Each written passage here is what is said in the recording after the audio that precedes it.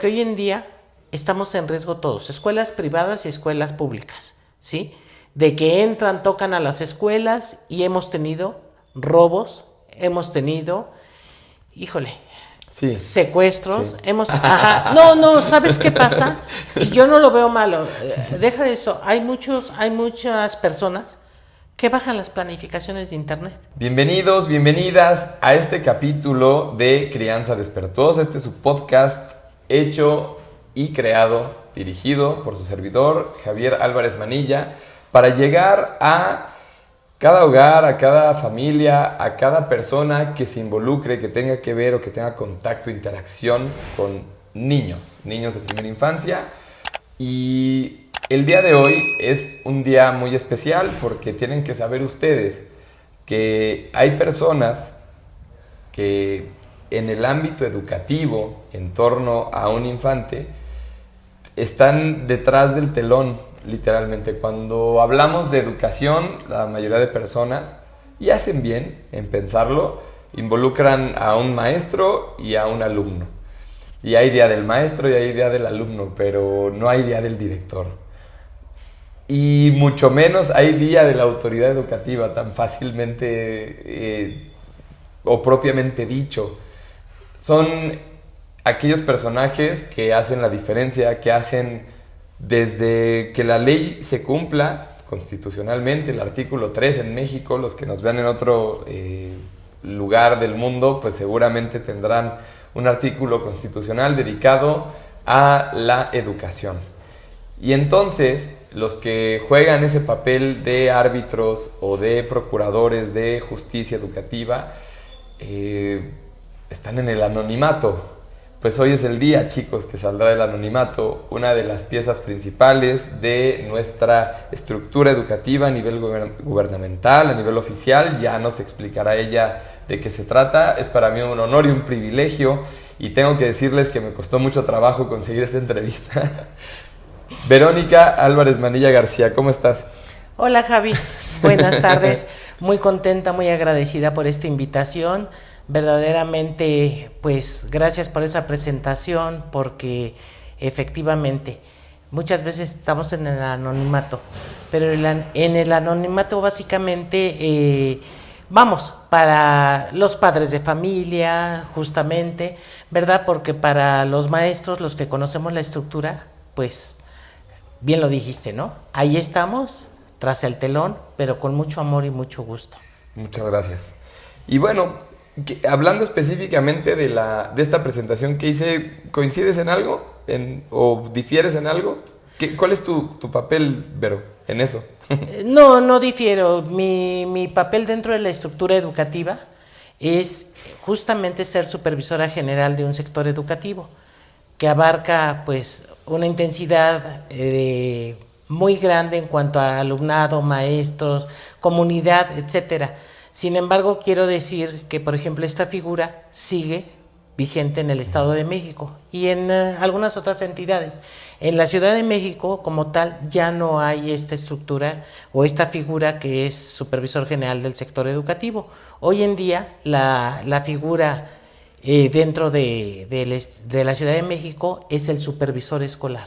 El supervisor escolar, que también tiene una carga pues muy, muy grande. Creo que se está rescatando la figura, como bien lo decías, de la autoridad educativa. Y bueno, no difiero, sí, nuestro trabajo aparentemente no se ve, pero es muchísimo trabajo y mucha responsabilidad tener a cargo todo un sector educativo, ¿no? Me gustaría mucho que les explicaras a nuestros despertuosos cuál es más o menos la estructura. Es una estructura piramidal en torno a la educación. Es decir, quien está en el día a día y en el aula, pues es el docente, la docente. Evidentemente hay personal de apoyo, pero de ahí que sigue una dirección, y después que más o menos cómo se va estructurando esa organigrama.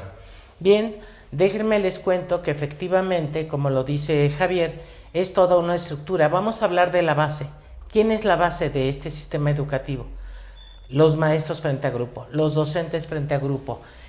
Todos iniciamos por ser docentes frente a grupo, que es para mí la acción más maravillosa, ¿verdad? El mismo sistema nos va llevando precisamente dentro de la preparación y demás a ocupar otros cargos. Posteriormente de los docentes, pues viene el directivo, la directora, director de la escuela.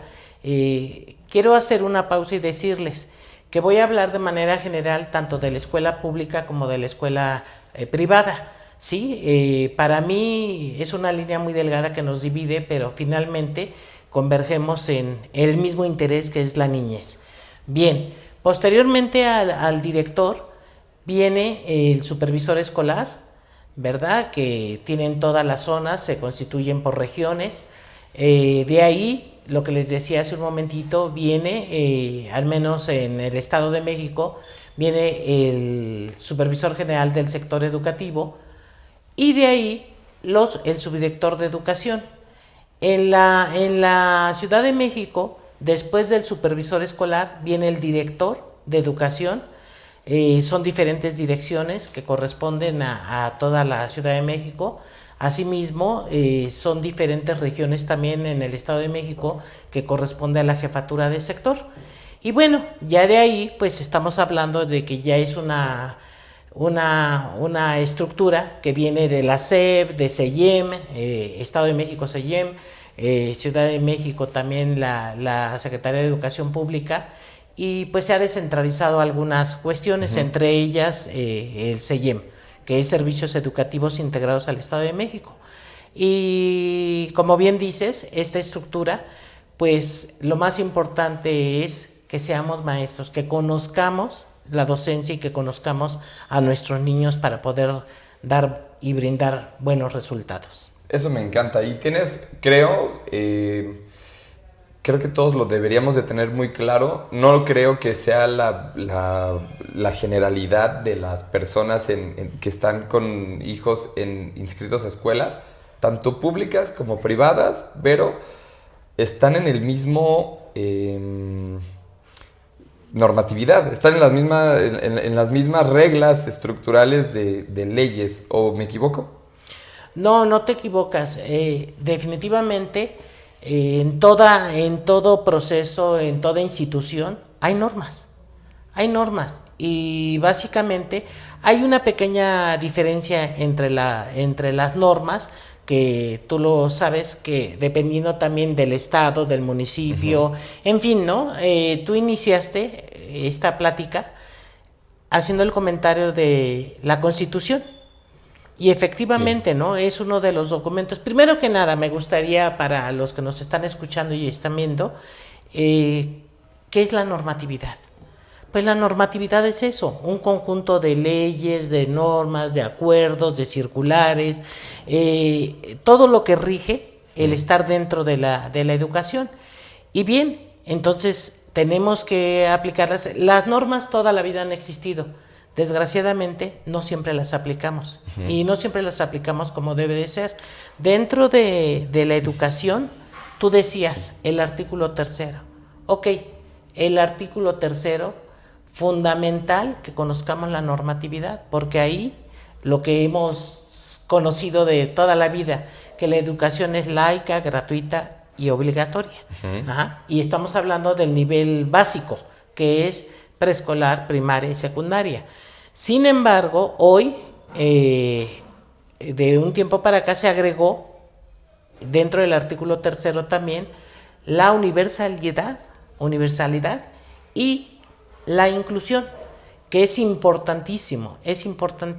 Entonces, tenemos varias normas que, si tú me lo permites, les platicaré nada más de los documentos y muy brevemente en qué consiste cada uno.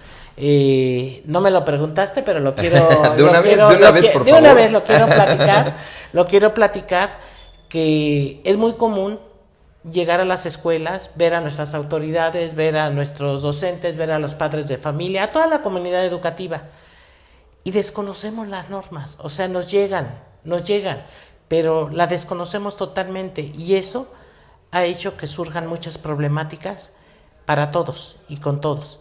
Entonces yo siempre sugiero y recomiendo que tanto en las escuelas formadores de docentes como ya en el ámbito laboral, pues conozcamos mínimamente lo esencial, que lo primero sería el artículo 3º y el artículo 31, que también habla de que todos los ciudadanos tenemos la obligación de enviar a nuestros hijos al colegio, ¿no? A la escuela.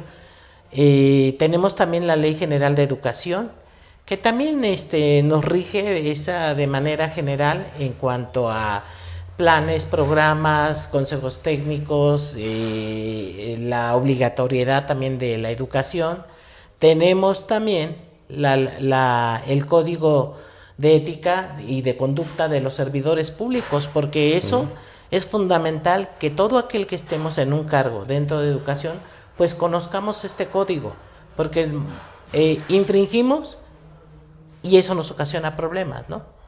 Otro documento que está, pero si se ha trabajado intensamente, como la película, ¿verdad? Intensamente, pues, sí tiene que ver con emociones y demás. Intensamente se ha trabajado, son los protocolos de actuación. Los protocolos de actuación en las escuelas son fundamentales y son documentos que nos llevan de la mano qué hacer en caso de ser un directivo, en caso de ser un docente, ser padre de familia, y los desconocemos. Estos protocolos, al auditorio que nos está viendo, tiene que ver con acoso sexual, con acoso escolar y con maltrato escolar. Entonces, muchas veces creen, y hemos escuchado por ahí, o al menos en el ámbito donde trabajo, es que el acoso que me está haciendo un director. Ojo, estos protocolos no son para nosotros maestros, son para salvaguardar el interés y el aspecto psicológico, físico y en todos sentidos de los alumnos. Esto es para los alumnos, porque hay, pues tú lo debes de saber, el interés superior de la niñez. Exactamente, es el interés superior de la niñez, primero que nada. Y en segundo lugar, también hemos encontrado y detectado que hay mucho bullying en las escuelas. Y esto tiene que ver, insisto, que tenemos que saber aplicar los protocolos. Pero no solamente nosotros los directivos, nosotros los maestros, sino tienen que estar enterados los papás también. Hoy en día, y afortunadamente hay esa apertura por todos los medios y de comunicación, donde los padres se pueden informar qué está pasando, cuáles son las funciones. Pero fíjate, lo triste, y lo digo así porque lo he vivido, lo triste es que muchas veces tanto padres o autoridades piensan que el conocer la norma es aplicarla de una manera punitiva, ¿no? Y no se trata de eso, se trata de que precisamente evitarte problemas si estás haciendo lo que te corresponde, si estás haciendo lo que sea mejor para los niños, las niñas y los adolescentes. Absolutamente. Yo ahí me gustaría hacer un paréntesis importante, porque cuando hablamos de la realidad, de cuál es el contexto, acabas de tocar un tema fundamental, Vero, que es el tema de que hoy en día el acoso escolar es una realidad, estés en donde estés, en cualquier espacio educativo. Y yo tengo mucha fortuna de contar con líderes educativos, en la supervisora, en mi caso, que estoy en Ciudad de México, ha hecho en los consejos técnicos para directores reflexiones y análisis de caso de cómo actuar en diversas circunstancias. Y apenas analizamos un caso. Tristemente ocurre, este programa es para adultos y es importante que sean conscientes. Presentaron un caso de abuso sexual en la escuela, pero en ese caso particular, y esto es algo muy importante porque a este programa lo ven los papás, pero también lo ven los maestros, también lo ven docentes o personas que se quieren profesionalizar en este ámbito. Para no acabar, hacer el cuento largo, un maestro se comprobó, abusó sexualmente de alumnos, ya está en la cárcel, pero los directores, las supervisoras y otras personas tristemente también acabaron en la cárcel por no actuar de la manera correcta en torno a los protocolos de actuación.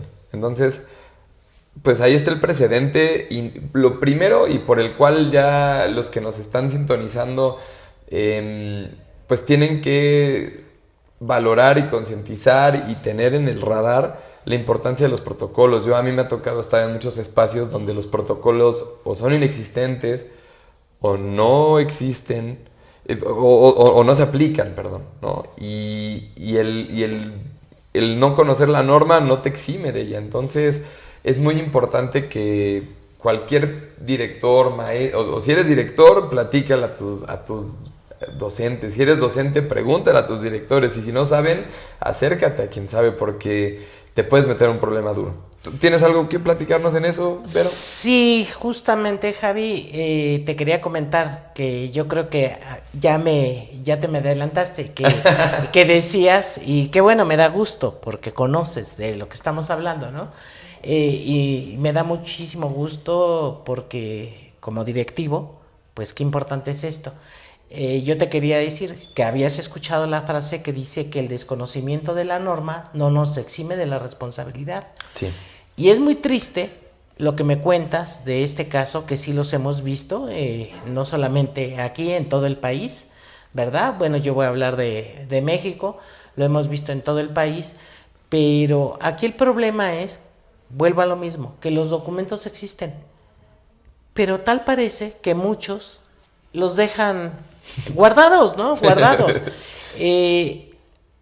Hablabas también de líderes, ¿verdad? El liderazgo no solamente es porque me caes bien, porque yo soy muy bueno para organizar aquí en la escuela todas las cuestiones sociales y demás. No, dentro de ese liderazgo hay un liderazgo también que es el transformacional, perdón.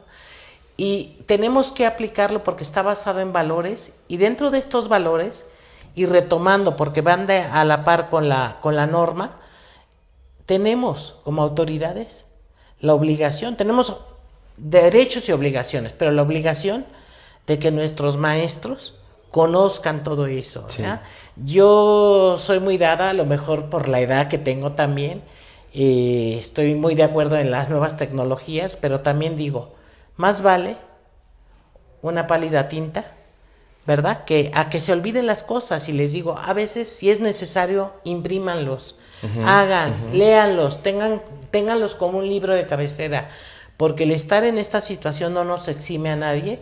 Y hemos tenido casos, quiero compartirte, que hemos tenido casos de alguien que dice, es que mi director nunca me dio a conocer el protocolo. Es que mi director nunca me dijo que no podía o sí podía hacer tal o cual cosa.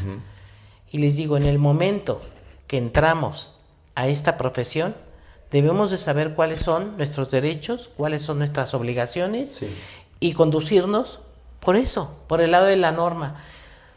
Insisto, la norma no es únicamente para sancionarnos, es para prever todas estas cuestiones que hablabas ahorita. Y ahí, y más adelantito hablaremos un poquito más del liderazgo, que es fundamental. A veces decimos que hay muchas personas que son líderes innatos, ¿no? Líderes innatos, que nada más necesitamos precisamente seguir preparándonos, seguir conociendo del tema para poder ser e inspirar a nuestros maestros, a nuestros seguidores, para dar buenos resultados. Literalmente vámonos con el tema del liderazgo, Vero. Escuchando lo que dices, hay retos muy delicados, muy fuertes y muy reales y actuales que enfrenta un líder educativo. Yo pienso que un líder educativo actualmente, lo primero es el reto de que hay muchos prejuicios en torno a ese líder educativo o a esa autoridad educativa, pues porque yo me acuerdo mucho que en mis épocas, te estoy hablando hace más de 10 años, cuando iba a ir a la supervisora, todos niños, ¿no? Maestros, directores, todos actúan de una manera totalmente distinta, ¿no? Por muchas situaciones, desde barrer lo que no se barría hasta Dios, o sea, no sé, ponerse a escribir una planeación que no estaba, ¿no? O sea, cosas de ese tipo que, como acabas de decir, realmente son cosas que sirven cuando va una supervisora, cuando va alguien a observar, a hacer una observación, pues finalmente siempre es para mejorar, ¿no? No hay que tener miedo. Yo creo que eso es lo primero que enfrenta un líder educativo, el gran problema, que te tienen miedo, que hay un prejuicio enorme y que no se cumple cabalmente esa tarea para la cual van, ¿no? Que es pues mejorar o salvaguardar todo. ¿Cuáles son los retos que tú ves actualmente, Vero? Bueno, dices, Javi, hace como 10 años y todo, pues me impresionas porque yo creo que estabas en lactantes, ¿no? Estabas en lactantes porque definitivamente eres muy joven, ¿no? Pero efectivamente, te puedo decir o les puedo platicar que he pasado por todas estas figuras desde ser maestra frente a grupo y justo cuando llegaba la autoridad, o en el caso ya que yo era autoridad y llegaba a los grupos y les decía, qué bonito salón, qué bonito trabajan, y había niños que me decían, no, hoy porque iba a venir usted, la maestra nos dijo que viniéramos muy peinaditos y demás, ¿no? Obviamente me daba mucha risa, pero me daba cuenta que no deberíamos de hacer eso. Un maestro que trabaja con la autoridad, sin la autoridad, o a pesar de la autoridad lo hace, ¿no? Y retomando este liderazgo, uno de los retos que yo me he encontrado en el camino es la resistencia al cambio. Hay mucha resistencia al cambio. Tú tratas, porque además el ser líder, un maestro es líder en su grupo, un director es líder en su comunidad, un supervisor de zona y un supervisor general, lo mismo, ¿no? Todos somos líderes, pero mal enfocados algunos de ellos. Entonces lo que se trata, o yo lo que siempre comento con las personas que nos dedicamos, estamos en el ámbito educativo, es eso, que seamos líderes comprometidos, líderes con la misma visión, líderes con ese amor y con esa pasión hacia el trabajo que estamos desempeñando, porque si no, no avanzamos y no damos resultados. Decía yo, un líder no es aquel nada más que es para lo social o hace muy bien la organización de tal cosa nada más, no. Un líder tiene que ser un líder pedagógico, un líder organizativo, un líder administrativo, un líder dentro de la comunidad. ¿Para qué? Para dar esos resultados. Ahora, estas barreras o estas dificultades dentro del liderazgo no nada más son intrínsecas, sino también son externas. ¿Debido a qué? A que justamente también a veces no se puede ejercer el liderazgo como quisiera uno porque tenemos otros retos y otras barreras que vencer, que es la infraestructura, ¿verdad? Entre otras muchas cosas, ¿no? El proceso de enseñanza-aprendizaje, el rezago escolar, o sea, todo eso también nos afecta como líderes que somos pedagógicos, pero yo creo que podemos llegar a ser líderes transformacionales si cambiamos ese chip que tenemos de sí se puede, pero se puede con pasión, con amor y siempre resaltando lo que decíamos al principio, el interés superior de la niñez. Y vamos a llegar a buen término, a buen puerto, pero el compromiso empieza por uno mismo. Coincido totalmente. Creo que lo más importante es entender que el cuidado y la salvaguarda, eso es lo que yo siempre les digo a mis maestros, a los docentes que me toca contratar. Lo más importante es entregar a un niño salvaguardado en lo físico, en lo mental y en lo emocional. Y todas las tres son importantísimas, ¿no? Entonces, creo que mientras eso, y creo realmente que las normas están hechas para eso, para que mientras más las sigas, más cerca vas a estar de que entregues buenos resultados educativos, ¿no? Que en muchos casos, como bien dices, hay retos muy, muy duros, los temas socioeconómicos, los temas de del país mismo, de violencia, de lo que tú me digas, ¿no? Que existe y que es real y que obviamente cooptan muchas veces el tema educativo. Y hablando de esas diferencias, Vero, directo, la pregunta, ¿cuáles son las diferencias? Porque a ti te toca trabajar pues directamente entre los dos sectores más famosos que existen, el público y el privado, la educación pública y la educación privada. Yo creo que realmente las diferencias no deberían de ser tantas. A mí particularmente, yo tuve una educación pública la mayor parte de mi vida, hasta el posgrado estuve en el sistema privado. Toda mi vida fue académicamente maravillosa en el sector público. ¿Tú qué piensas? ¿Hay diferencias? ¿No las hay? ¿Hay muchas? ¿Hay pocas? ¿Es real? ¿No? Cuéntanos. Sí, mira, te cuento y bien lo dijiste, ¿no? Estoy entre lo público y lo privado porque un sector educativo pues está conformado por escuelas públicas y privadas, al menos en el que yo laboro, ¿no? Sí, sí. Está conformado en públicas y privadas. Sí hay diferencias, pero son diferencias, voy a explicarte un poquito y explicarles en qué sentido. En el sector privado, pues la extensión de horarios, ¿por qué? Porque ellos salen más tarde, porque tienen actividades extracurriculares, como son dentro de la cultura, las artes, dentro de las artes la música, la pintura, etcétera. Tienen una serie de actividades extracurriculares que manejan ahí, ¿no? Algunas pláticas para escuela para padres, etcétera. Tienen una serie de actividades que siempre tratan de ir a la vanguardia del sector educativo, ¿no? De lo que se está moviendo, no solamente en México, en el mundo.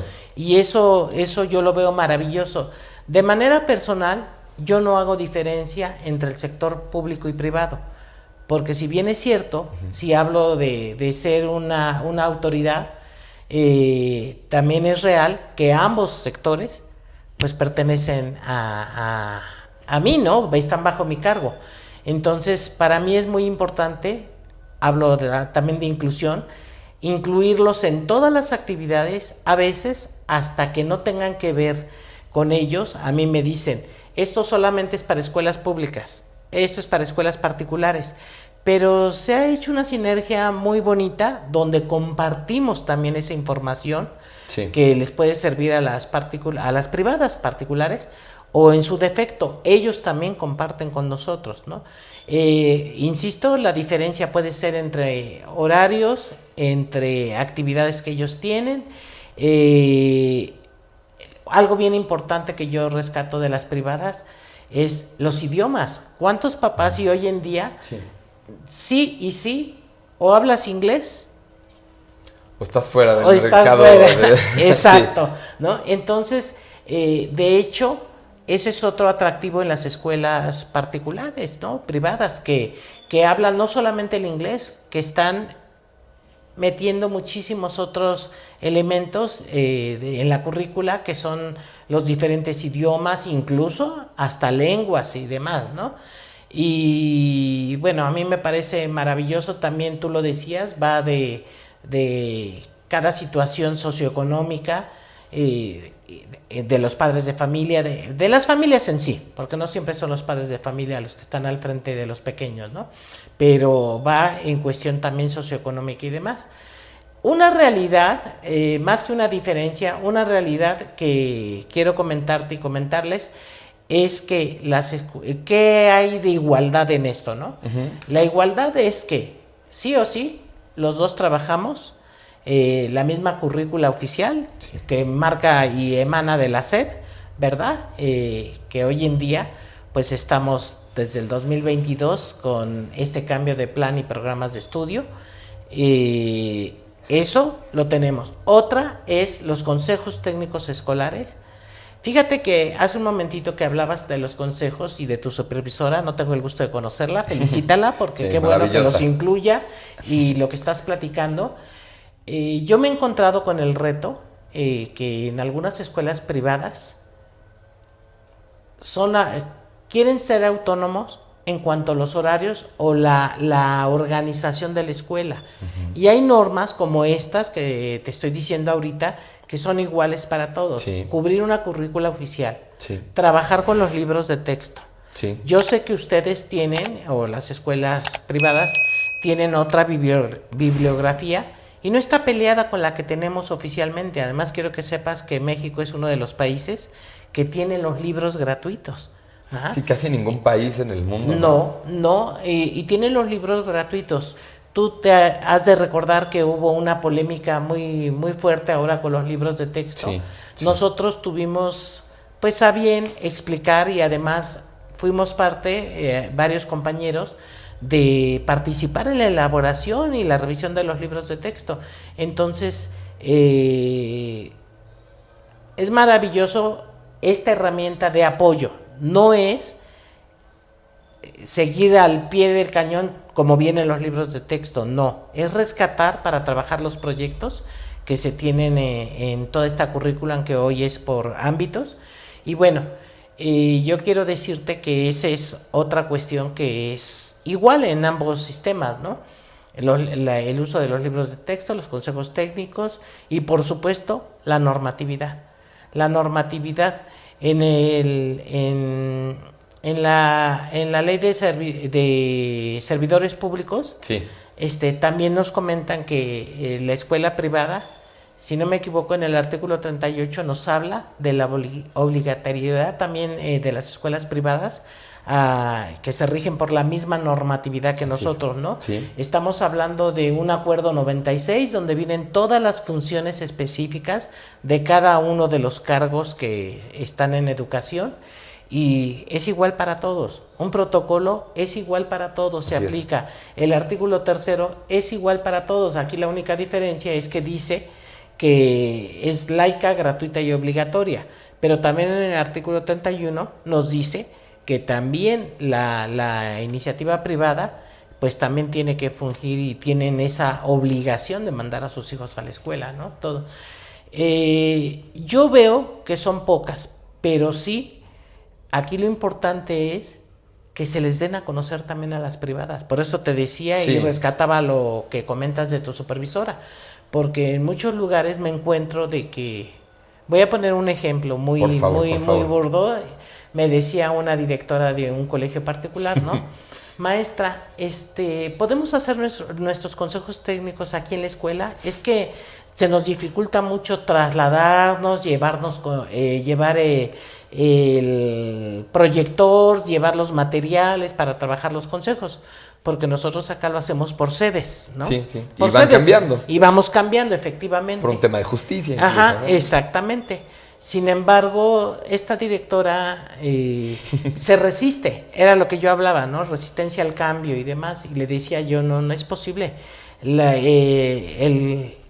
El reglamento bien nos dice que los consejos técnicos son para todos y demás. Tú no puedes dejar de ir a un consejo técnico o de hacerlo en tu escuela cuando se está organizando de tal o cual manera, ¿no? Más allá, en donde sea la sede, lo tenemos que dar. Pero muchas veces nos han dicho, o me decía esta directora, es que yo ese día tengo otra actividad con los padres y lo voy a cambiar para tal o cual fecha. Nada más les digo y les recuerdo, públicas y privadas, tenemos un calendario escolar, un calendario que emana de la SEP y que tenemos que respetar, Entonces yo le decía a la maestra, no eres la única que te trasladas con proyector, con materiales y demás. Cuando nos toca ir también a tu escuela, nosotros nos trasladamos con el mismo gusto, con el mismo entusiasmo. Para mí esa sería... Más que diferencias, esa sería la cuestión de obligatoriedad que tenemos todos, ¿no? Públicas y privadas. Ajá. Sí, hoy en día a mí me ha tocado ver muchas escuelas que no están incorporadas a la SEP. Y yo, al menos en mi caso, cuando las familias llegan a conocer la escuela en la que trabajo, siempre hablo de estos números de incorporación y hablo de pues cuáles son y lo digo con orgullo, pues sí, esta sociedad, esta incorporación que se tiene a la Secretaría de Educación Pública, porque hoy en día hay, insisto, muchas escuelas que no tienen ninguna incorporación y que funcionan como escuelas, como preescolares o modelos totalmente americanos o europeos o muy, muy sectarios, a lo mejor, no sé si es la palabra correcta, pero que no están debidamente, o sea, más bien que no están, insisto, incorporados. Y el tener una incorporación a la SEP involucra o significa que tienes instalaciones adecuadas en cuanto a luz, en cuanto a espacio, en cuanto al aire que se respira, en cuanto al tema de si un sismo, un siniestro, que tienes una cantidad de protocolos. Yo he visto protocolos antibombas, antisecuestros, protocolos anti-bullying, acoso escolar, anti-armas, o sea, todo tipo de protocolos que están observados por profesionales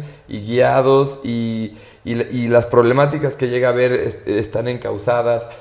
Es una maravilla que una escuela tenga una incorporación. El que una escuela tenga una incorporación significa que cumples con la ley y con muchas cosas que son importantes para salvaguardar a tus hijos. A mí me gustaría que me dijeras si coincides o no con esta importancia y pues que les hables a los papás de los riesgos de estar en un lugar que no esté incorporado, Vero. Claro, definitivamente la importancia de la incorporación, porque sí hay muchas escuelas, como bien lo decías, que no tienen esta incorporación. Y esta incorporación, padres de familia, pues ¿qué nos demuestra? Que hay un riesgo muy grande para sus hijos. Un riesgo muy grande, sí, porque no hay árbitro. Pasa un siniestro, exactamente, no hay árbitro. Pasa un siniestro y ¿a quién le exigimos? ¿A quién le exigimos? ¿A la autoridad si no está regulada? Sí, ¿no? Es algo, yo les digo a todos los papás cuando llegan básicamente y me preguntan por alguna escuela particular.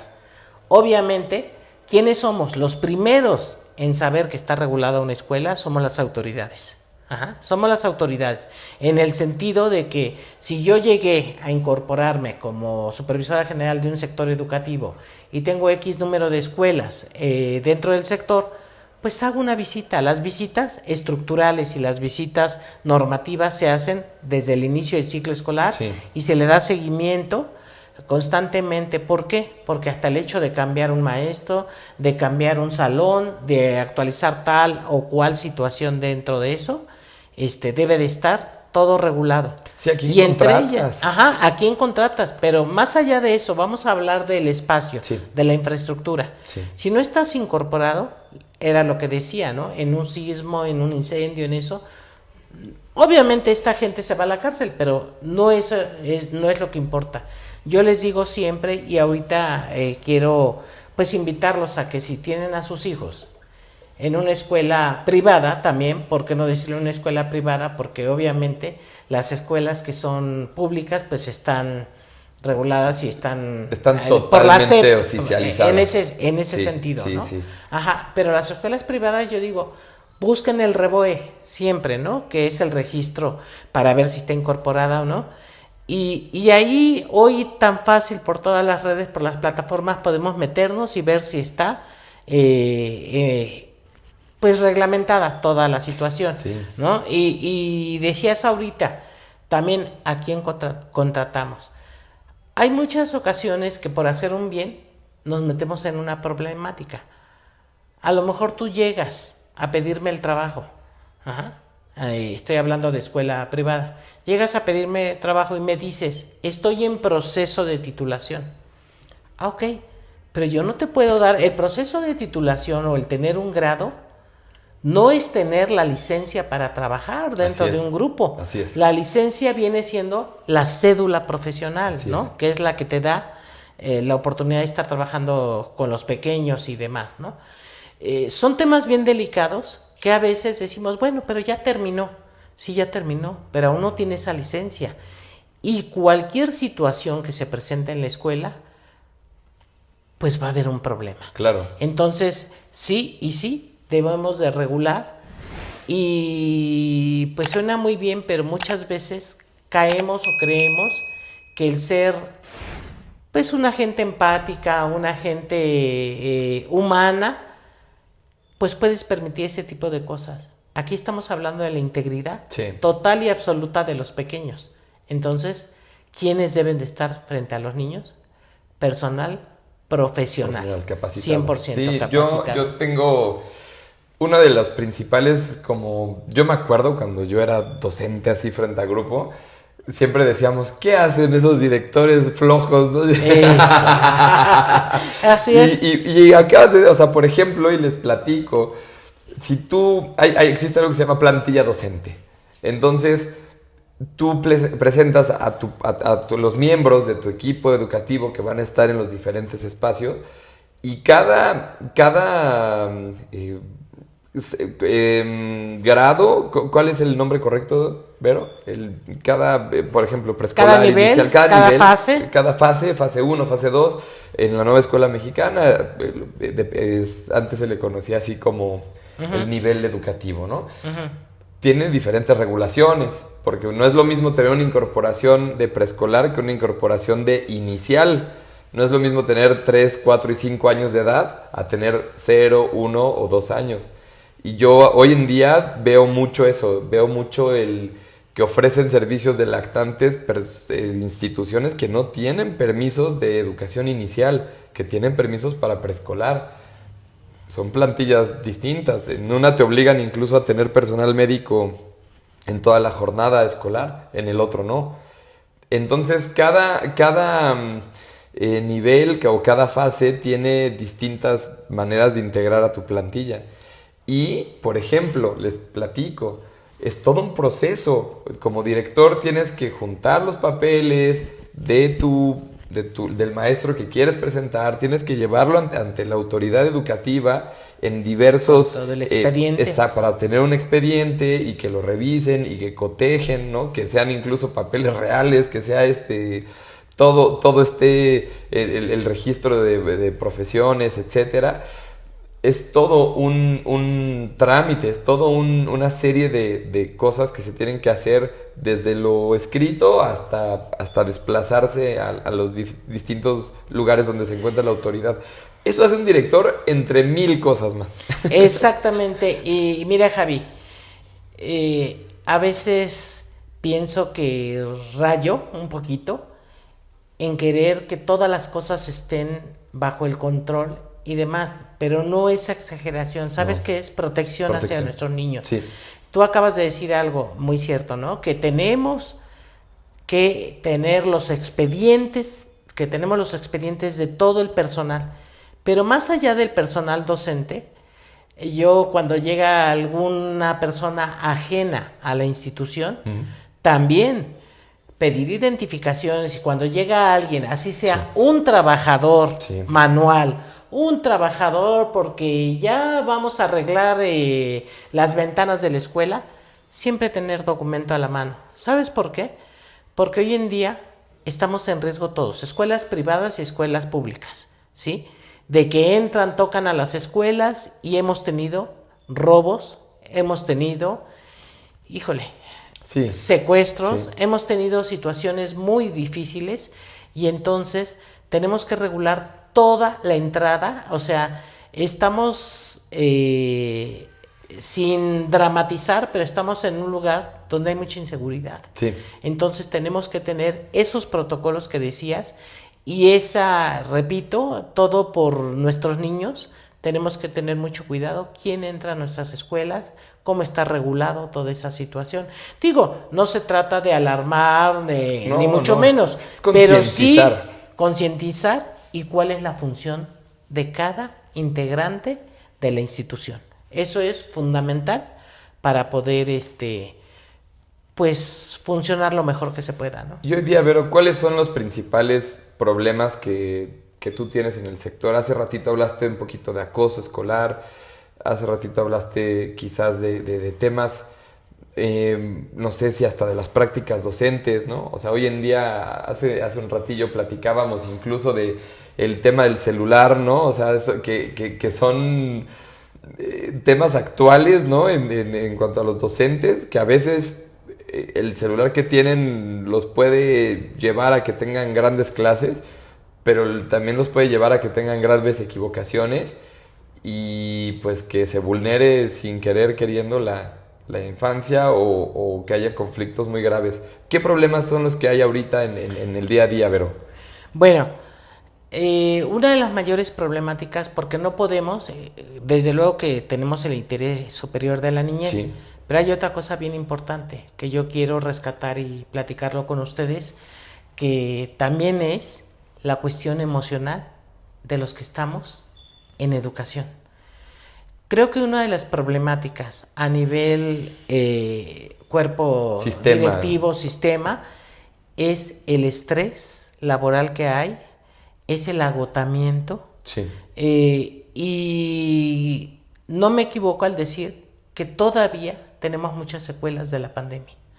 Todavía tenemos muchas secuelas de la pandemia con los padres de familia, con los alumnos y con los propios docentes.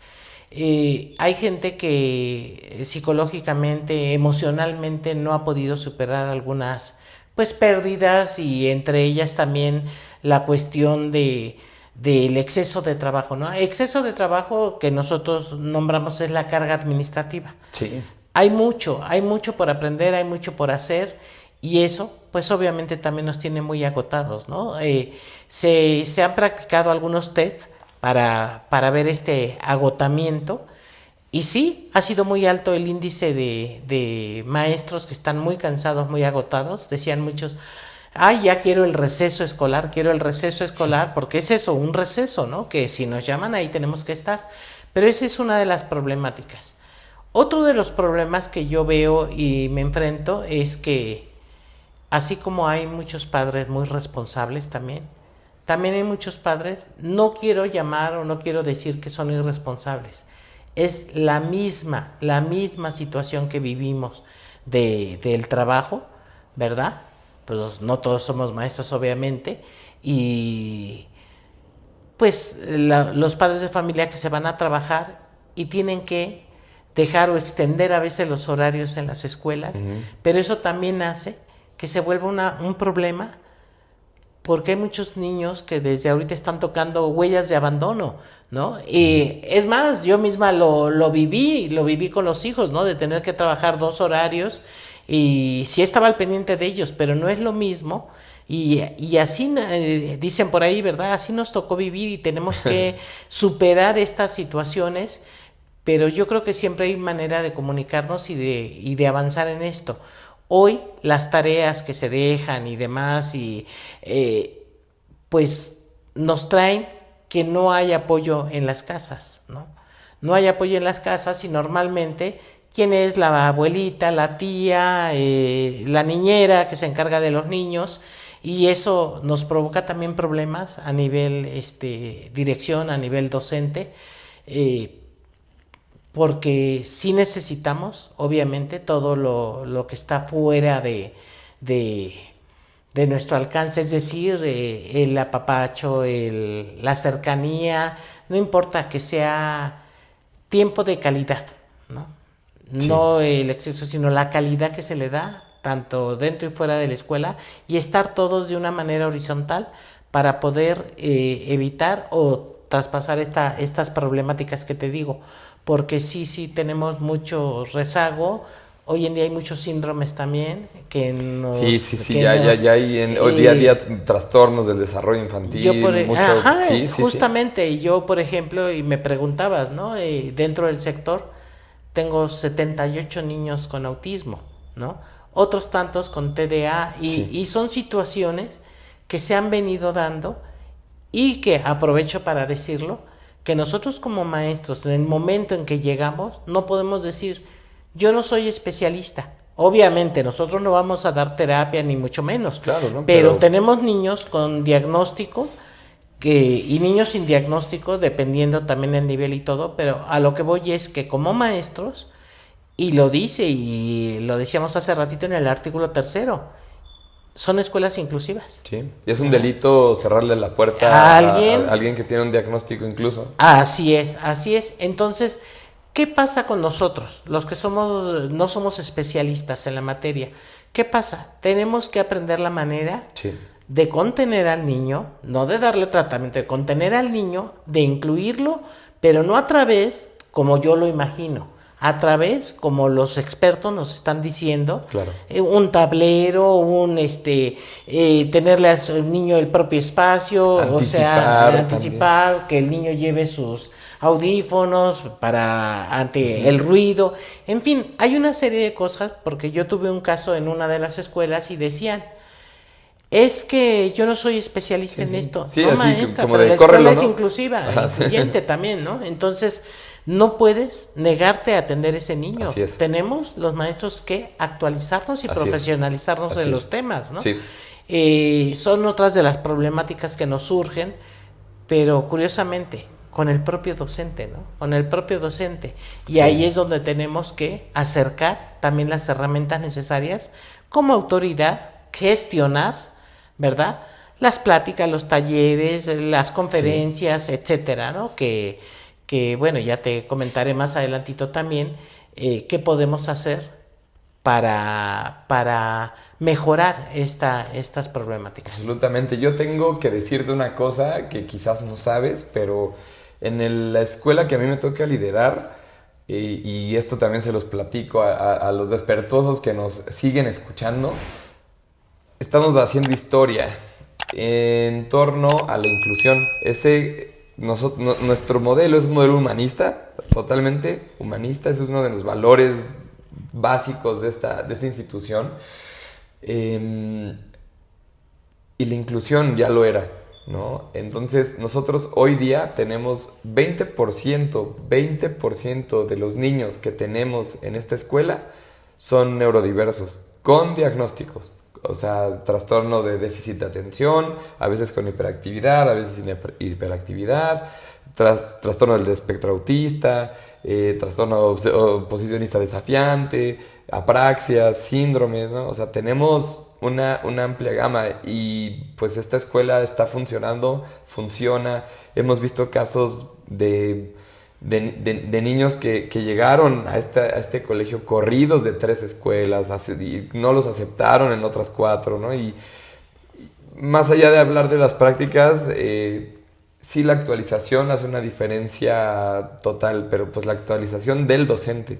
Yo me he encontrado, como dices, maestras que de entrada te dicen, si me pones un neurodiverso, yo me voy.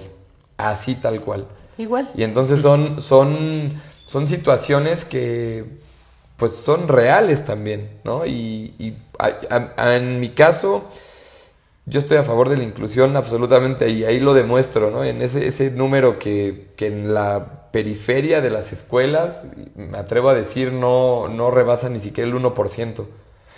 Nosotros tenemos el 20%, orgullosamente. Y nos ha ido muy bien, Vero, muy bien. O sea, aquí seguimos. No, se nota de inmediato. Quiero decirles que pues aparte de agradecer esta invitación, tuve a bien que me hicieran un recorrido por todo este colegio, esta institución.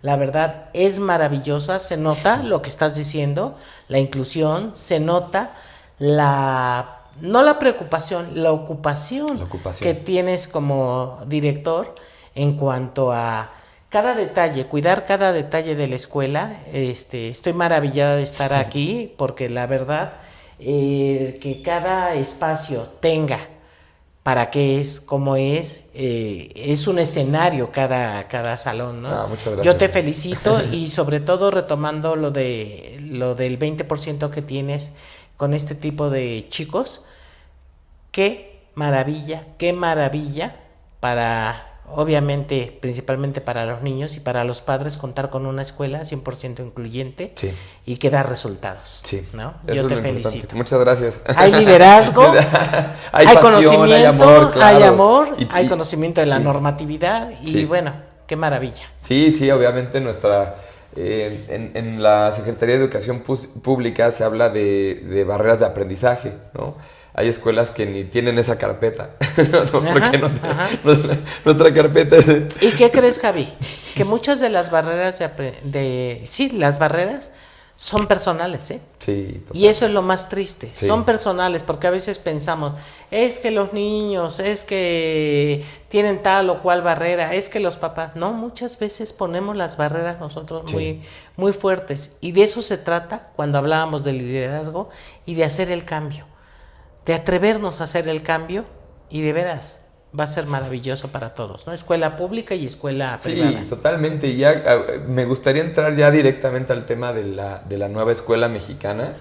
Yo, como bien te digo, Alicia, nuestra supervisora, una señora que, al igual que tú, pasó de ser egresada, en esa época pasaban de la prepa a ser ya profesionales, ¿no? O sea, era como los normalistas, ¿no? No, tu supervisor es más joven que yo, porque si pasó de la prepa a la normal, es más joven que yo. No, yo quiero decirte que Por favor. saliendo de la secundaria, digo, siempre quise ser maestra, ¿no? Profesora. Entonces, saliendo de la secundaria, ingresabas a la normal. Yo ingresé a la normal en un plan de 4 años. O sea, salías de la secundaria y ya de 17 años, 18 años ya te estabas graduando de ser profesora. Y ya te andaban dando grupo. Exactamente, yo inicié, o sea, yo entré a la normal, imagínate, en el 78, ¿no? Entonces salí muy joven y ya trabajabas. Entonces de ahí el siguiente paso era estudiar una licenciatura. Y te ibas a la licenciatura. En este caso yo estudié pedagogía, pero sí, de la secundaria dabas el paso a la normal. Quiero decir que a los que nos están escuchando que licenciatura en pedagogía, maestría en educación y doctorado en... Tengo 2 doctorados, uno en educación y el otro es doctorado en gestión e intervención educativa. Qué orgullo. No. Es que hasta da orgullo decir, nuestros líderes educativos a la vanguardia trabajado. Pero ¿qué crees, Javier? Lo importante no es nada más actualizarse y prepararse. Tuve la oportunidad por muchos años, por mucho tiempo, estar trabajando con maestros, ser formadora de docentes, sí, donde tanto en la maestría como en el doctorado. Y yo les decía a los chicos, a los maestros, dense sus 5 minutos de ego.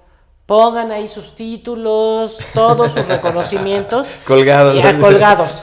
Después de esos 5 minutos, la realidad es que ese conocimiento se demuestra en el aula, se demuestra en la dirección, se demuestra en la función que uno tenga. Sí. De nada me sirve tener todo el conocimiento, sí, si no lo aplicas. Totalmente. ¿No? Y es algo que yo siempre recomiendo. Sí, qué bueno, porque hoy en día muy jovencitos están teniendo hasta los doctorados y demás, y qué bueno, pero yo les digo... Que se vea. Que se vea. ¿Y cómo se va a ver? Resultados en las aulas. Sí, en los números, en los resultados, en la función que esté cada quien. En lo que evitas de problemas, ¿no? Sí. O los que sales, sí. Retomando el punto de Alicia, que le tocó eso, nuestra supervisora, que yo amo y adoro, porque es un ejemplo de lo que tú dices, de cómo empezaron desde la pirámide hasta a través del trabajo, de resultados, de grandes acciones. Y pues bueno, llegamos al punto, y cuántas transformaciones ha habido, sin politizar evidentemente la educación. No es el interés ahorita hablar de política, son cambios que se tienen que hacer y que se iban a hacer o se van a hacer esté quien esté.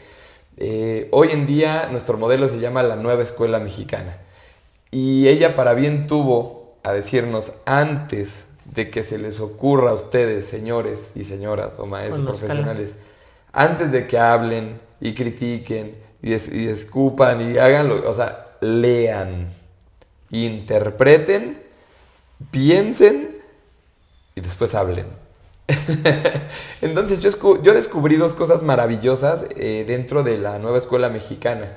Uno es el aprendizaje basado en proyectos, que eso es de lo más moderno que existe en educación. O sea, hemos transitado por muchos modelos y teorías del aprendizaje. El aprendizaje basado en proyectos surge por ahí de los 90s en Estados Unidos, proyecto Harvard, etcétera, y hoy para universidades, y pues ya es una realidad en la educación básica, incluido el preescolar. Eso es un acierto maravilloso que se tiene que decir. Y la otra es lo que tiene que ver con STEM, la ciencia, tecnología, ingeniería, matemáticas y artes visuales, ¿no? También es una vanguardia, es importante. O sea, estamos en cuanto a lo teórico, al menos, con esos dos grandes campos, pues cubiertos en la, pues en lo que la actualidad mundial, lo cual es maravilloso. ¿Tú qué ves en la nueva escuela mexicana? En lo personal estoy feliz también con la nueva escuela mexicana. Para empezar, tiene un enfoque 100% humanista. Sí. 100% humanista. Ahorita que comentaba lo de los proyectos, pues no solamente son los proyectos, porque bien lo dices, en otros momentos hemos trabajado por proyectos, pero hoy que nos está llevando de la mano, vamos a decir esto, y como bien dijo tu supervisora, hay que leer. O sea, no podemos cuestionar o decir que algo no sirve cuando no lo hemos conocido todavía, cuando no lo hemos aplicado. Yo estoy fascinada con este nuevo modelo educativo, porque efectivamente decíamos que está en los ámbitos del lenguaje. Antes, y siguen trabajándose ciertas asignaturas que muchos piensan que desaparecieron. No desaparecieron. Entran en los proyectos y entran en los ámbitos que se va a trabajar hoy en día, ¿no? Como son los lenguajes. Las matemáticas, que es lo que más, el enfoque, que más bien cambia el enfoque de las matemáticas, ¿no? Cambia el enfoque porque se trabaja, como dices, a través de proyectos, y además hoy de lo humano a lo comunitario, ética, naturaleza y sociedad, están dentro de estos ámbitos. Claro. Si tú quieres verlo de esta manera, o ustedes, papás, siguen estando, como trabajábamos por asignaturas, pero hoy están dentro de estos ámbitos, que es más extenso y es más completo, porque parte de la realidad y de los contextos en donde vivimos. ¿Y qué se trata? ¿Cuál es el objetivo de esto? Precisamente buscar formar alumnos de manera integral, críticos, analíticos, que se puedan enfrentar hacia la vida, no que sepan que 2 por 2 son 4 y no sepan cómo aplicarlo. Así es. ¿No? Hoy en día esta nueva escuela mexicana precisamente tiene muy definido todos sus metas, sus acciones para llegar a esto. Hoy tenemos un perfil de egreso bien configurado, tenemos ejes articuladores que nos van llevando a este cambio. Hoy, hace rato también comentábamos de las fases, ¿no? De inicial, preescolar, por ejemplo, a nivel primaria, pues también está la 3, la 3, 4 y 5, que cubre todos los grados, la 6, la de secundaria, y es maravilloso, porque tú, si haces este mapa curricular, te das cuenta que todo va encaminado y concatenado hacia dar el mejor resultado. ¿Qué pasa? Que de la fase 1, 2, o ustedes que manejan el preescolar también, ya van preparando a los pequeños de esta manera, por el trabajo por proyectos, los van preparando para que se enfrenten y puedan dar resultados en todos lados, ¿no? En el contexto donde se vive, se elabora y demás, ¿no? Queremos formar chicos, pues, analíticos, críticos. Claro. Y no digo creativos. Creativos, exactamente, innovadores, ¿no? Y se va preparando, va aumentando el grado de dificultad, pero sin embargo, todos los programas que hoy se llaman sintéticos, están tan bien estructurados que podemos estos 4 ámbitos exactamente podemos vincularlos, coadyuvar todo esto para dar en un solo proyecto, que también, ¿verdad? Es importante actualizarnos en esta cuestión de conocer muy bien este modelo, de conocer muy bien el Plan 2022, de conocer muy bien, insisto, los mismos libros de texto.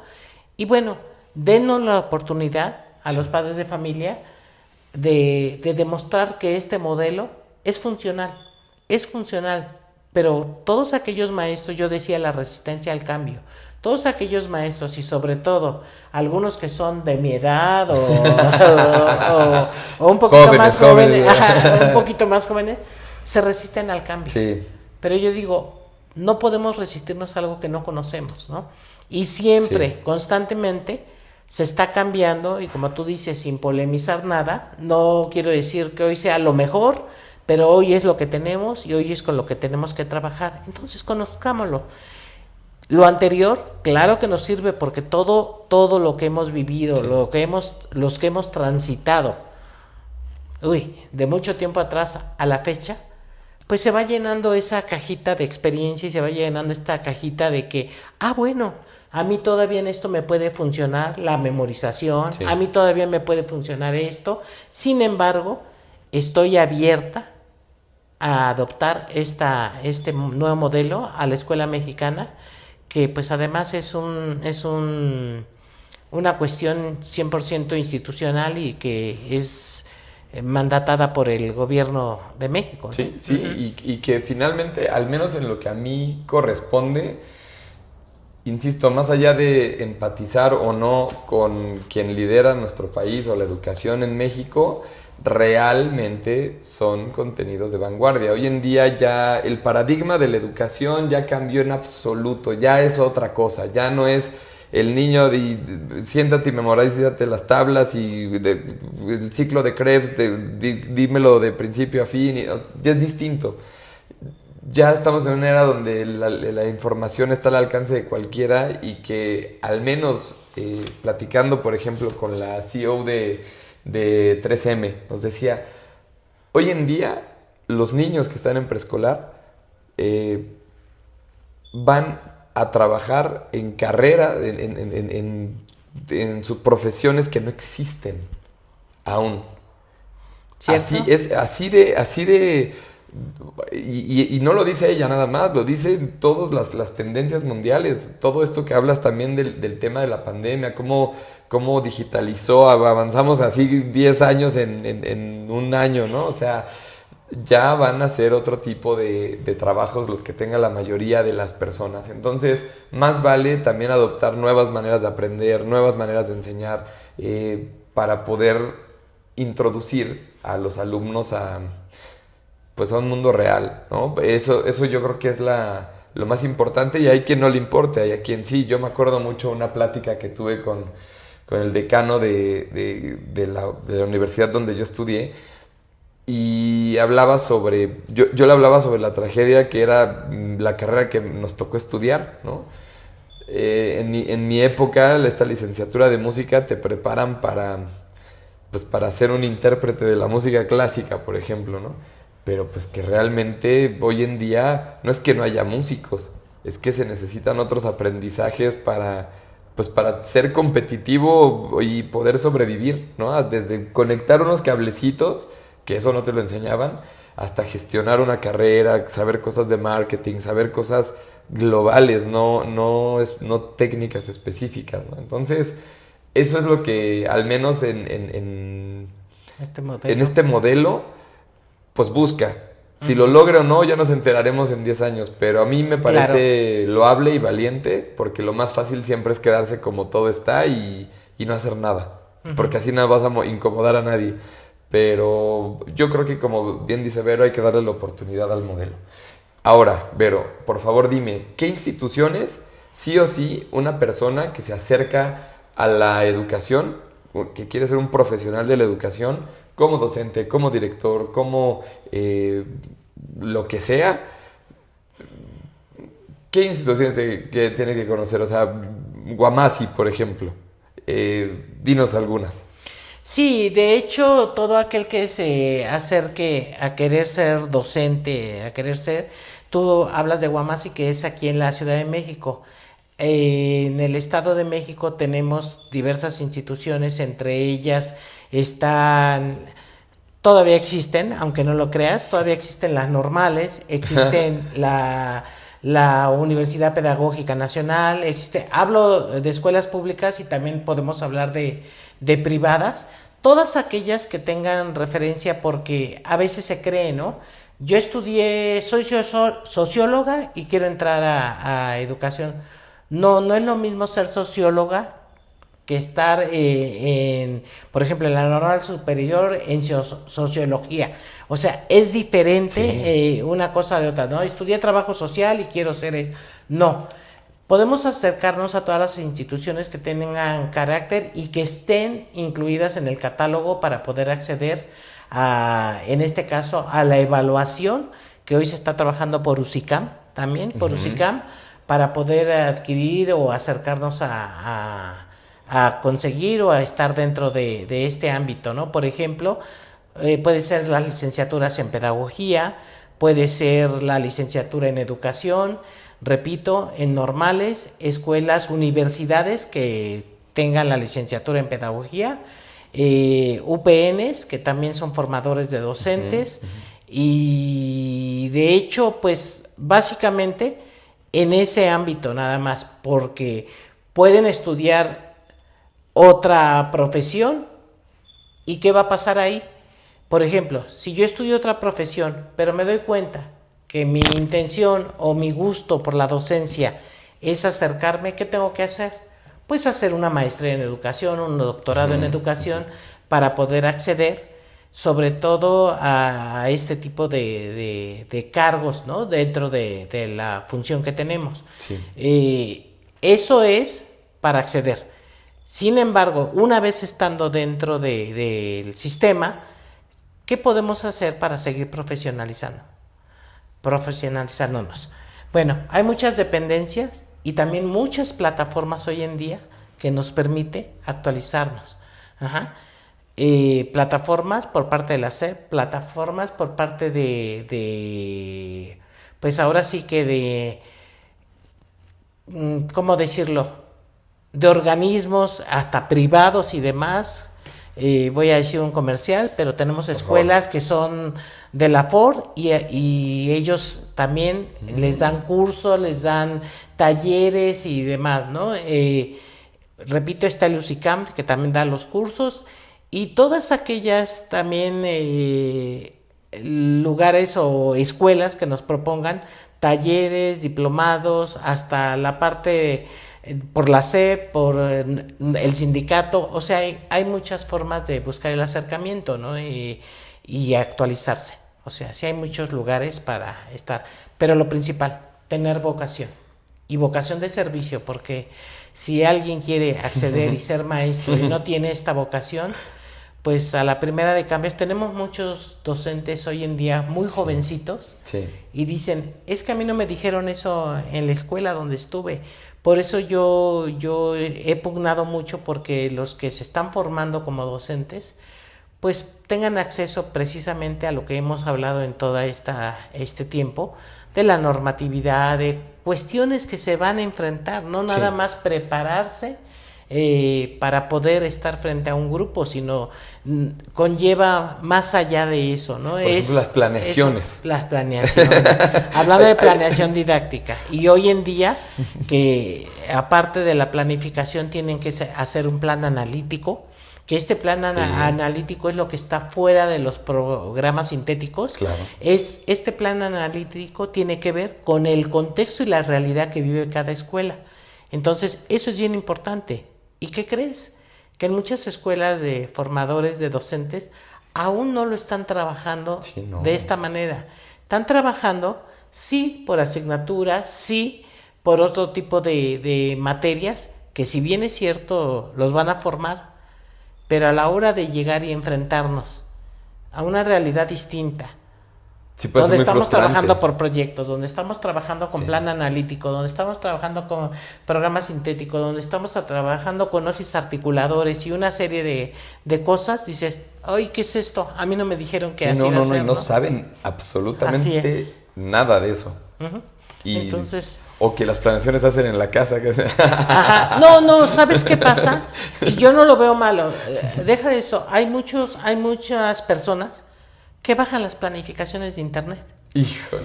Bueno, y yo no lo veo mal. Hoy en día ya está la inteligencia artificial a tope con maestros, ¿eh? Sí, y mira, yo les digo, no es malo. Lo malo es no hacer los ajustes necesarios a su contexto y a su realidad. En una visita que tuve a un grupo, le preguntaba a la maestra, porque dentro de su planificación decía que iba a ir al zoológico de Zacango. Ay, qué bien, le digo, ¿y cuándo te vas al zoológico de Zacango? No, yo no me voy a ir al zoológico. Es que aquí en tu planeación dice, No. ¿qué pasó ahí? La bajó por internet y ya venía esa planificación venía. con cierto acciones, y bueno, no la ajustó a las necesidades que ella tenía en el grupo, ¿no? Que podía quizás resolverlo con un video, con una visita virtual, ¿no? Con pero unas fotos. Te repito, el problema no es que las bajen, el problema es que no las contextualicen. Y otra situación aquí, y hablando de derechos y obligaciones nuevamente, es que los primeros que tienen que revisar esa planificación y retroalimentarla es el director. Sí. Es el director. Sí. ¿Verdad? Entonces, siempre lo he comentado, si cada quien hiciéramos lo que nos corresponde, pues tendríamos otro país. Tendríamos otra sociedad, es verdad. Otra ya no sociedad. hablemos de la escuela, hablemos de una sociedad, ¿no? Claro, de un país, totalmente de acuerdo. Claro. Y hacerlo, insisto, con ese amor, con esa pasión. También cada quien desde su ámbito. Sí. Es decir, los padres, y con todo el respeto, los padres están, la nueva escuela mexicana también los involucra mucho, pero los involucra para potencializar, exactamente, potencializar el aprendizaje de sus hijos, pero en equipo, para que conozcamos todo lo que estamos haciendo. Muchas veces también nos encontramos en las escuelas que únicamente es para señalar, para hacer, para decir, esto no me parece, y creo que otra cosa que yo les digo mucho a mis maestros, en todo el nivel o la función que estén, es que todo se puede decir y todo se puede hacer, pero cuidemos siempre las formas. Sí. Las formas son fundamentales para poder avanzar también, y la comunicación asertiva. Sí. La forma es fondo, dice mi directora. La forma es fondo, y aparte la comunicación siempre debe ser asertiva, directa, empática y clara también. Y clara, ¿no? Por supuesto. Sí, no, estoy totalmente de acuerdo. Ya que estamos en las recomendaciones, Vero, en la actualidad hay libros, hay fuentes, hay películas, hay series, hay una serie de recursos audiovisuales, digitales, escritos y no, en torno a la educación. Me encantaría que nos recomendaras series o una película o un libro que tú digas es imperdible para el que quiera trabajar en el ámbito educativo. Ok, mira, volviendo y retomando los tiempos, a todo lo largo de mi formación, pues he tenido que actualizarme, pero dentro de esta actualización siempre, y en los diplomados y en todos los cursos, talleres que se han tomado, siempre nos recomiendan películas, series, libros, ¿no? Entre ellos yo, algunas películas que han marcado, además de que soy cinéfila, pero algunas películas que han marcado mi vida profesional es Los Coristas. Si la has visto, sí. Bueno, Pepinosa, está maravilloso. Ándale. Es muy, muy, muy, muy vieja la película, pero la verdad creo que nos muestra eso que hablábamos de liderazgo, ¿no? Y cuando alguien tiene la pasión por ser mejor cada día y avanzar, esa es una de ellas. Otra película que es se llama Uy, se me fue ahorita, permíteme. La Sociedad de los Poetas. La Sociedad de los Poetas Muertos. Exactamente, qué gran también. Película. Es muy buena porque incluso habla de la responsabilidad que tiene un profesor, o sea, la influencia que puede tener una ideología de un profesor, etcétera, en torno a un grupo, ¿no? Y es maravillosa. Yo quiero hacer un paréntesis en una recomendación que quizás la llegaste a ver, que se llama Un milagro para Helen, o El milagro de Helen, que es la historia de Helen Keller. ¿Tienes idea de Sí. A los que no conocen, es una historia real. Helen Keller fue la primera escritora ciega, sorda y muda. Uh-huh. Y realizó libros. realizó novelas y una serie de cosas. Entonces, la película trata de cómo una maestra, una institutriz en esa época se ocupaba, pues le enseñó a hacer eso, ¿no? Entonces, esa yo creo que es la película inspiración mía. Sí. Y qué importante es la inspiración y creer que es posible algo para dar resultados así, ¿no? Porque evidentemente cuando en la época de Helen Keller, si nacía sordo, mudo y ciego, pues prácticamente era, si te dejaba viva tu familia, pues ya era un ganar, ¿no? Ni hablar de escribir, ni hablar de aprender, ni hablar de absolutamente nada que no sea comer y dormir y limpiarte, ¿no? Entonces, es posible. Todo lo que parece imposible yo creo que está cerca, Sí. o sea, se puede, ¿no? ¿Y de qué tiempo estamos hablando, no? Todas esas películas que no tenían en ese momento todas las herramientas que hoy tenemos todos nosotros, Así es. ¿no? Ajá, otro también es Escuela de la Libertad. Ajá, no sé si la has visto. Sí. Digo, todas conllevan al papel, el liderazgo que tiene el maestro y demás, ¿no? Otra también, Escuela de Rock. Ah, Ajá, es sí, muy sí la viste. divertida, claro. Que no es propiamente un docente, sino llega él a sustituir a un docente, pero como con esa pasión, manera y la pasión, en este caso es un guitarrista Sí, de rock, ¿no? sí, sí. Pero como la pasión conlleva a que los alumnos sea un modelo el involucren, maestro, sí. ¿no? Les inspira para cambiar su vida. Y otra que para mí también es maravillosa, Cadena de Favores. Uy, qué película. Sí, eso son de las imperdibles. Ahorita que hablabas también pues de la situación emocional de cada profesor, hay una que se llama Indiferencia, de este No actor la Broly conozco. que hizo la del pianista. Pues se trata de, o sea, ya te relatan el día a día de un maestro, ¿no? Fíjate. Porque finalmente el maestro siente, o sea, el maestro tiene necesidades de todo tipo y pues te lo muestran así, tal cual, crudo, humano, pues seguramente te ha pasado, de repente hay niños que llegan sin comer a la escuela, de repente hay niños que llegan bien violentados a la escuela, que es su espacio seguro a la escuela y esta delgada línea del docente de hasta dónde llevar algo que quizás no le corresponde, pero pues por el bien de un ser humano, ¿no? Sí. Alimentarlos, darles de... Ujú. Bueno, retomando lo de las películas, los libros, pues hay muchos libros que sí o sí tenemos que leer como educadores, entre ellos a Díaz Barriga, a Laura Frade, etcétera, ¿no? Yo quisiera hacer un comentario que dentro de las orientaciones que nos llegan de consejos técnicos, ahí siempre al final viene una recomendación de libros, videos, y digo para todos aquellos que estamos inmersos. Muchas veces leemos las orientaciones, pero nos olvidamos de revisar ese material, y hay mucho. Hasta cortos, videos, Exactamente, hasta shorts, así, exactamente. sí. Y no todos son encajonándonos nada más en lo formal, en lo teórico. Hablábamos hace un momento también de la película de emociones, ¿no? Sí, intensamente. Ajá, ¿no? Intensamente, que habla de las emociones. No siempre pensamos en educación y, ay, qué aburrido, tengo que leer esto, tengo que leer aquello. Piaget, sí o sí, Vygotsky. Exactamente, sí o sí los tenemos que leer, Sí. ¿no?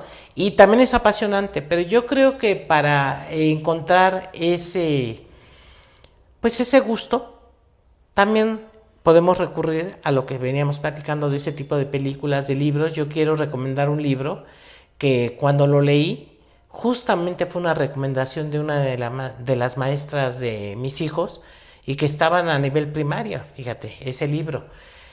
Y dije, híjole, me hubiera gustado leerlo todavía antes, que se llama, no recuerdo el autor, pero se llama Cómo hablar para que los niños escuchen y cómo escuchar para que los niños hablen. Ese es un libro. ¡Qué buena! Voy a poner el ejemplo de una de las lecturas. Está la niña, está el papá viendo la televisión. Llega la niña y le dice, papá, se me murió mi tortuga. Y dice, sí, hombre, ya no llores, te voy a comprar otra. Y la niña se queda así, ¿no? Misma escena, pero con otra mentalidad. Asertiva, empática, resiliente. papá, se me murió la tortuga. Es que yo la quería mucho. Sí. Es que la voy a extrañar mucho. Claro que sí. Papá, ¿pero después me compras otra tortuga? ¿Qué pasó ahí? Hubo escucha del papá. En el primero, no te preocupes, era solo una tortuga y te voy a comprar otra, ¿no? Invalidamos los sentimientos de los pequeños, ¿no? Omitió todo. Y en la segunda escena, escuchó y la niña habló de su sentir, de sus emociones. Y se llegó a la misma conclusión, pero la niña lo pidió. ¿Después me compras otra? Sí. Entonces, fíjate qué importante es saber escuchar.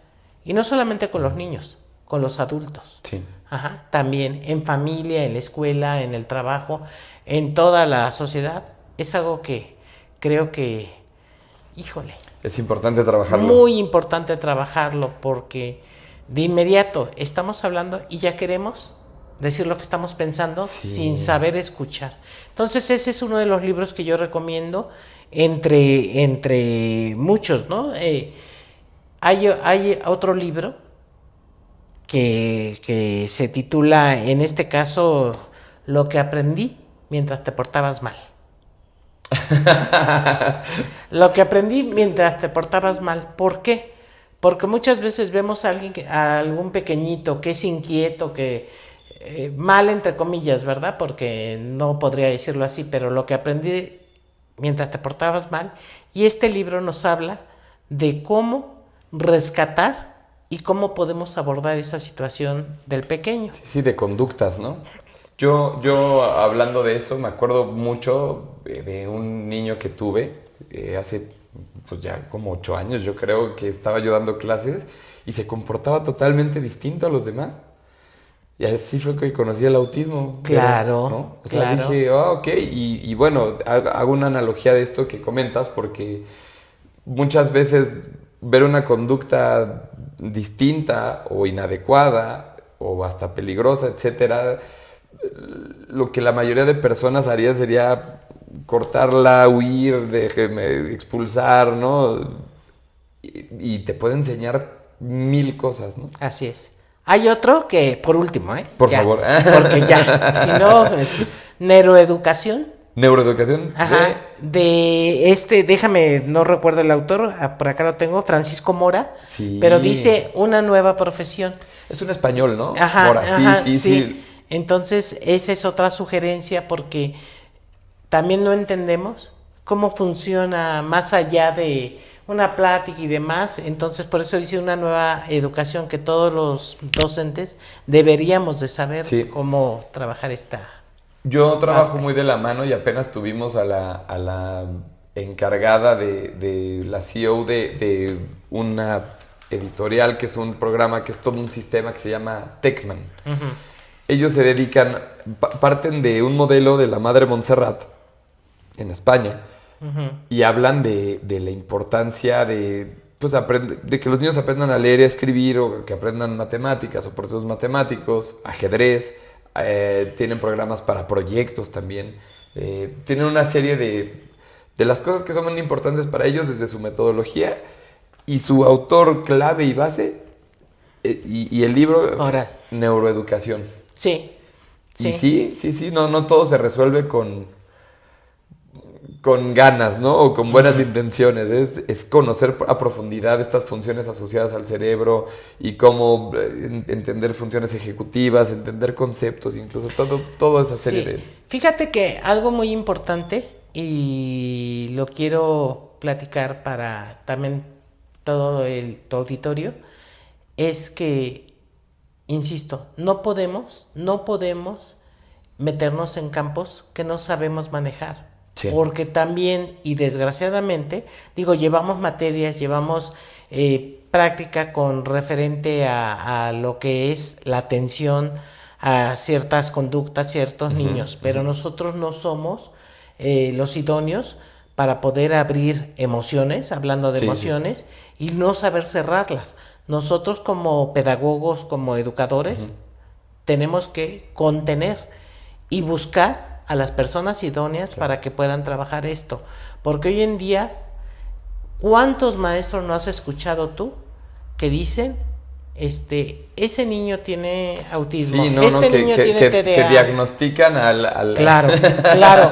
Y ahorita que ni los que diagnostican lo hacen así, todo un proceso, todo un protocolo, ¿no? Y lleva Sí. un riesgo también, Sí, entonces hay que dirigirnos a las personas idóneas también.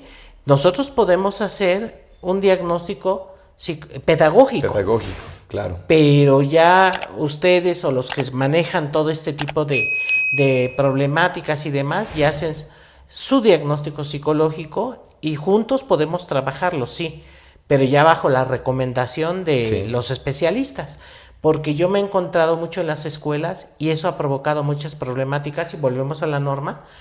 Pero ha provocado muchas problemáticas porque llegan los papás y nos dicen, es que la maestra me dijo que el niño tiene TDA. Sí, casi nos dicen ¿cómo se llama? Bipolares, Sí, mil cosas, ¿no? Y digo, ¿basado en qué? ¿No? Entonces es muy importante que cada quien, sí que conozcamos, sí que nos actualicemos, leemos, pero obviamente, o sea, no podemos decir algo nada más porque lo leí.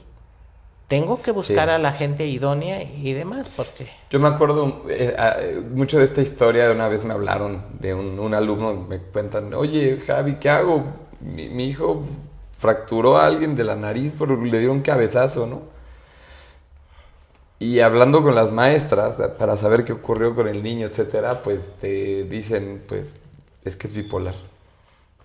Le dio o sea, ya lo diagnosticaron nada más por un cabezazo que pues no. Por un cabezazo, a ver, horrible, muy mal, y hay que obviamente trabajar para que eso no ocurra y no vuelva a ocurrir, pero de eso a diagnosticar por una acción, un incidente, es muy, muy delicado. Y a los que no lo sepan, eso es un delito también. Entonces, no hay que jugar con eso, ¿no?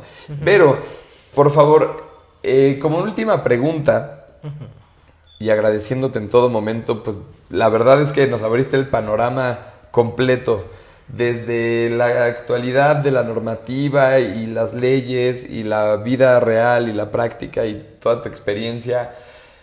Hoy en día tú eres una jefa de sector que espero en Dios puedas estar todavía muchos años más, que no te canses de hacerlo, pero a tiempo pasado, ¿qué consejo te hubiera gustado que te dieran?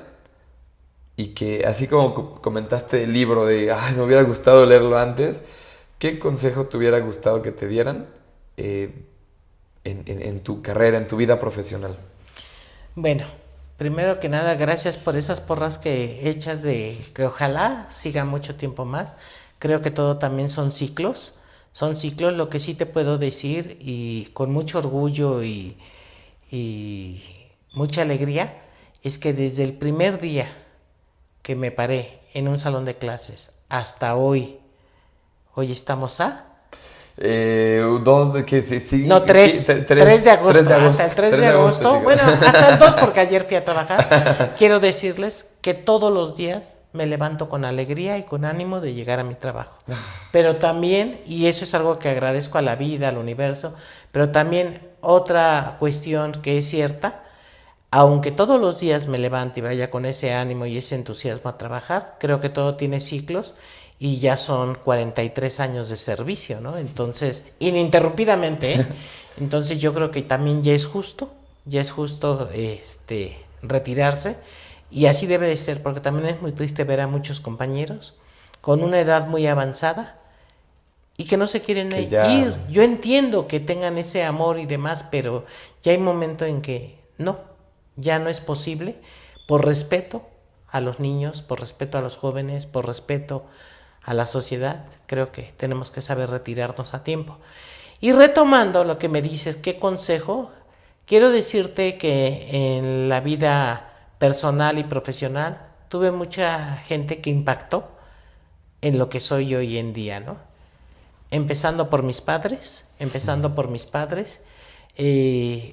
Mi mamá siempre nos decía, y lo tomo como un consejo, que respetáramos mucho nuestro trabajo, que tuviéramos mucha paciencia, que tuviéramos mucho amor y entrega por lo que hacíamos, y eso para mí ha sido fundamental y como parte de mis principios de vida. Otra cuestión, sí me hubiera gustado que alguien me dijera, que digo, lo descubrí al final de cuentas, ¿no? En el camino. Sí, pero que alguien me dijera y que me impulsara de que, mira, allá, frente al aula, frente a los alumnos, la vida es así, tienes que tener todo el respeto hacia esos niños, a tu profesión, no que no lo haya tenido, pero me refiero cuestiones, volvemos a lo mismo, normativas, porque a veces hace uno cosas pensando en que estás haciendo un bien y resulta que no es posible, ¿no? Para todo siempre tenemos que tener el consentimiento de los demás. Yo recuerdo, me tocó trabajar en una zona muy, pues de muchas dificultades, ¿no? En la periferia y demás, y yo, pues al fin y al cabo muy joven, llevaba cepillo para los niños, para aseo personal. Yo pensaba que sí era importante su formación académica, pero más importante era esa formación de hábitos también y demás. Les llevaba corta uñas, les llevaba jabón, cepillo de dientes, etcétera, todo para su aseo personal. E incluso hasta llegaba a peinarlos, a hacerle, y en una ocasión llegó un papá muy molesto y dijo, ¿no? Es que a mi hijo no le diga que se peine, porque a mí me gusta que traiga los cabellos de punk, y obviamente el papá traía los cabellos también así, ¿no? Entonces es muy importante, antes de dar un paso, conocer con quién estás trabajando. Por eso a mí se me hace muy importante e interesante la nueva escuela mexicana, porque trabajas de acuerdo a tu realidad, a tu contexto. Sí. Y si no lo conoces y no te dan esa sugerencia, ese consejo, pues a lo mejor, y también pienso yo que de los errores son áreas de oportunidad para aprender y mejorar. Entonces, el primer consejo que les daría es amor a lo que hacen, compromiso, responsabilidad, disciplina y obviamente así principalmente, tener ese manejo de emociones. Porque muchas veces nos dejamos llevar por las emociones y ahí es donde causamos problemas también. Y bueno, si me permites, y finalmente se me ha ido este tiempo rapidísimo. Me moviste muchas fibras de mis inicios a la fecha, pero creo que todos aquellos que se quieran dedicar a la educación, pues háganlo. Es una profesión maravillosa, es una profesión muy humanista, muy para mejorar como persona, como profesionista, y yo les agradezco, y a todos los padres de familia, a todos los que no son padres de familia, creo que todos hemos pasado por las manos de un maestro. Sí, que ha marcado nuestra vida. Que ha marcado nuestra vida. Ajá. Así es que muchísimas gracias, Javi. Muchas gracias, Vero. Yo, antes de despedir del hermoso público que nos acompaña, te quiero pedir un favor último. Claro que sí. Escribe un libro. Ojalá. Uy, son muchas cosas. Ojalá. Créeme, hoy en día necesitamos esos esfuerzos, y entiendo que el ciclo del laboral está por terminar, Vero, pero los que quedamos, ¿no? Que todavía vamos a estar un rato con apoyo de la energía universal, Dios, o de quien quieran creer, es importante que nos dejen ese legado por escrito, sería maravilloso, Vero. De verdad creo que es importante. Me encantaría que te llevaras eso como de reflexión de este programa, porque las personas de hoy en día Perdón. las personas de hoy en día tienen que conocer desde la experiencia, desde la realidad, desde la virtud, desde desde el día a día, desde todas las perspectivas posibles, que solo una persona que empezó de abajo y que llegó hasta pues lugares realmente trascendentales por méritos, pues nos pueden otorgar. ¿Tienes algo ahí como...? Tengo algo aquí que, perdón por levantarme, dices un libro. No he escrito un libro, pero sí siempre tengo por principio, en cada ciclo escolar y demás, entregar una carpeta con la normatividad y con cuestiones que pueden apoyar, y en esta ocasión pues te hago obsequio de ella, para que te sirva en tu sí. Sí. En mi labor diaria. En tu labor diaria, sí. Muchas gracias. Muchísimas gracias. Yo de verdad espero, no sé si va a ser una novela, no sé si va a ser una metodología, no sé si va a ser algo, ojalá que sea, pero lo vamos a necesitar todas las personas que nos dedicamos a esto. Pues muchísimas gracias. Pues Gracias. Ajá, pues me voy con un regalo maravilloso, y ustedes también. El día de hoy platicamos en torno a la importancia de conocer las normas, la normatividad, las leyes, en entender que a veces el desconocimiento depende de cada uno, y que es responsabilidad de cada uno prepararse y evitar cualquier tipo de problema por el bien, principalmente en este caso de la persona que ejerce una profesión, y también evidentemente pues de los niños, por el interés superior de la niñez. Les agradezco que hayan estado con nosotros. Sé que va a ser un capítulo de un provecho enorme a cualquier persona que sea profesional de la educación, y a los papás o a las personas que giran en torno a la educación de un niño, pues que sepan que existen estos héroes tras bambalinas que día a día están en el campo de batalla de una manera distinta, que a veces no los vemos y a veces no los reconocemos, pero que sin ellos esto de verdad que no funcionaría. Despertosos, hasta aquí el profe Javi con uno de los capítulos más maravillosos que se han grabado en la historia del programa, y les dice un chao.